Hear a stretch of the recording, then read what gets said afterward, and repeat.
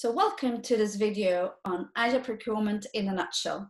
Together with me today I have Mattias Skarin, who is a well-known expert on Agile Procurement. So Mattias, could you start by letting us know when should you use Agile Procurement and what might it bring to your organization? Basically, if you are procuring something that requires innovation, if you are procuring something which is very complex, and when you expect things to change, that, okay, there's some knowledge that I have, and there's some things we'll learn along the way. That said, you shouldn't use agile contracting if you're procuring something which is more a very standardized product, like a pen or, or salt for the roads.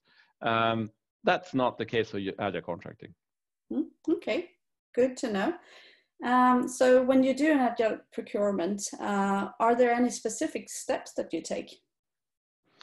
Yes, there are, I would say, three key building blocks that makes up agile contracting. And what's most important to remember is that they strengthen each other. So the combined effect you get is when you add all three. So this said, you could use one of the building blocks or two, but the magic happens when you have all three in place. And those three are basically that you procure on impact goals and on needs. The second is that you choose the right partner, and you choose a partner based on competence and real capabilities. And final building block is that you collaborate towards your impact goal. So these three together makes up an awesome end result. Okay, cool. Do you have any more details in how to do these three steps? Absolutely. So let's dive into them. So let's take the first one. Procure using impact goals and needs. So what's the crux here? Well, the crux is normally that the pre-study of any big project normally takes years. And I would stick up my nose a little bit and say the procurement of anything does not need to take more than maybe 4 to 6 weeks. Oh, yeah. Usually it might take, I don't know, 4 to 6 months, maybe. 1 year and a half, 2 years more plus, yes. Right? So, but then you ask, so how? Like, how is that even feasible? How can you even think about that? Well, it's actually feasible, and there are three parts that makes up this. The first is to agree on what is the impact goal that you're trying to achieve. So, and to prioritize this. And what you're doing here is you create a scene for innovation, because you give leeway to your partners and the people that are going to do the work to find the path towards the effect goal. You're not telling them how, you're just telling them, this is what matters to me, and this is what I prioritize. And the second part of the procurement is understanding the needs of different target groups. So what's the needs for the people that's going to use your solution? So the end user needs. The end user needs, but it can also be internal needs. But you're trying to clarify which are they and in what order do I prioritize them? But not the solution. Not the solution. And this is what you leave out. That said, there is a final component that normally comes into place, and that is that you describe some of the system qualities of the solution. So you might say things like, well, it matters a lot for me that it is safe, or it matters a lot to me that it is of a certain performance. But you're not telling them how to achieve this. You're saying, this is what matters to me.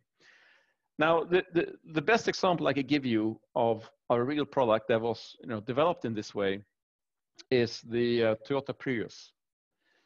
When it came to light, the preconditions or the sort of effect goal that was set to the people that's going to develop this car before it even existed was basically, we need a car to transport people. It needs to take 5 passengers. and it should consume less than half a liter per 10 kilometers. And that's it. That's from the process where they actually started developing that car, which was a solution. And they didn't know what proposal system to use. They didn't know what the car should look like, etc. That is the how. That is what the people that they took into the project gave them the leeway to find us how to solve this. So this maybe is the biggest difference from traditional procurement. It is a very huge difference. Dig into the exact solution and how to do things. No, but you understand the effect goal or the impact goal, how to prioritize this, you understand the needs, and you understand some of the system qualities. Okay. But then you also need to find the right partner to do this with.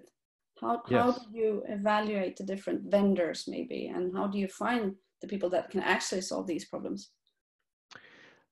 So competence here is a key factor. And what we're trying to do is to try and find a partner that has the right competence and the right capabilities that can work with us and find out the how. And so what we do is basically we try to check, when you use Agile contracting, the real capabilities of a partner. So what do we mean by that? Well, you know, traditionally in procurement, people fill out forms saying I can do X, I can do Y, or I can tick off this number of boxes in the solution. But how do you know that that is real? You don't. That could just be something I promise to proceed in the process. Definitely. So we do it another way. And this is also for the benefit of both parties because it takes less time. The experience is, this is way better, mostly even from the partners we've seen that did not get a deal. So, for example, in the steps, you would validate the true competence of the teams on the people that's going to do the work. So you might do a small pilot or proof of concept during a short period of time, maybe 2 weeks, 4 weeks, to validate the partner. Or you might squeeze it a little bit tighter and you might say, maybe we do the code camp during one day. One day, right? You might have multiple vendors, one day, do a code camp. And what you're doing there is validating not only that they have the right competence, you're also validating that they can do a solution with a certain quality. And you might also validate that they can collaborate with you, that they are proactive. And a couple of things which are normally very, very hard to figure out before you even meet the people. Now, there is a condition tied to this, and that is it's the same people that take part in the pilot or take part in the code camp that have to be there in the final project. And that's a precondition the partners have to agree with in order to proceed in the procurement process. Okay, but a lot of times it's quite difficult to say that these people will be available when you start the actual delivery of the project. But maybe you try to keep very short time boxes here so that you can start right away. Is that something that you usually talk about? Yes, so you're right. There is a precondition, which is if the vendor or the partner that you're going to work with is not willing to let these people be part of the real project, well, they actually exclude themselves from the process. So it's very simple. That said, you want to make it quite simple for them also, because you want to consider that if this takes a lot of time, should I keep people ready for an infinite amount of time? No. So normally this process is actually a lot quicker than what you would have in traditional processes, because the phase of evaluating the partners here could be something like 2 weeks, like from 2 to 4 weeks or 3 weeks, with 1 day or 2 days being the day that you have to be there on site. And getting your key people or the people that you want that's going to take part in the real process and getting them out for 1 day, if you are giving enough heads up, normally this is doable. So shortened period of time, given a heads up, means this is actually a slower, a faster and more honest process. Much quicker, it seems. Do you also pay the vendors for the time that they spend on this? Yes, this is very important because it's you want a win-win for here from both parties. So normally, yes, you pay the vendor for the time they spent, and you pay them for basically the cost coverage for being there. Yes. Also very honest and transparent. Yes. Yeah, so that's good. So having transparency and not discriminating people within the process, and also treat people equally. Is that something that Agile procurement handles in a good way? I would say so, absolutely, because you are being very open to what conditions that would enable you to choose a certain provider.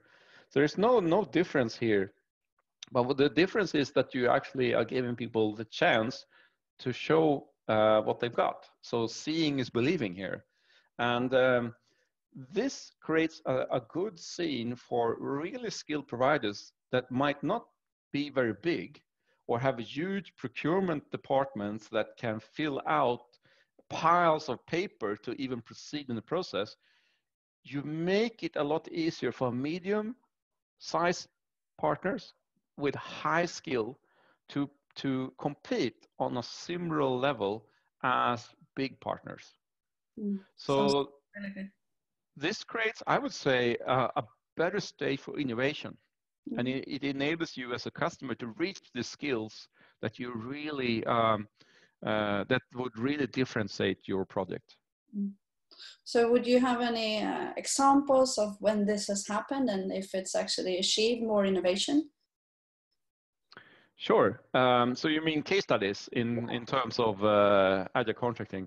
Yes, there are a few. And if we backtrack maybe 5, 6, 10 years, there wouldn't be so many.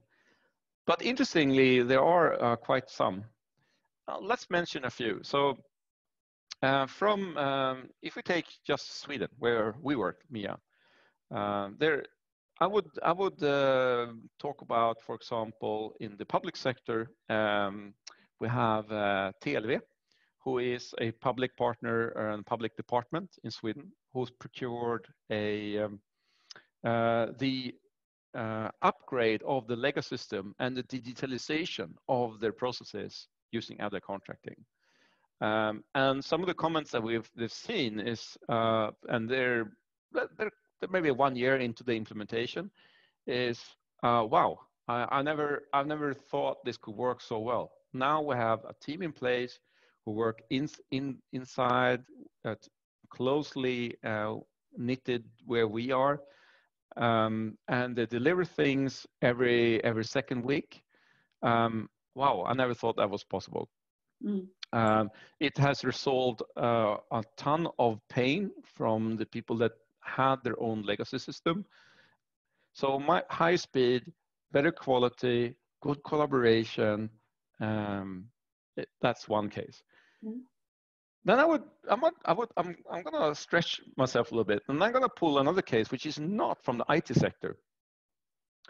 So I would pull a case from construction here.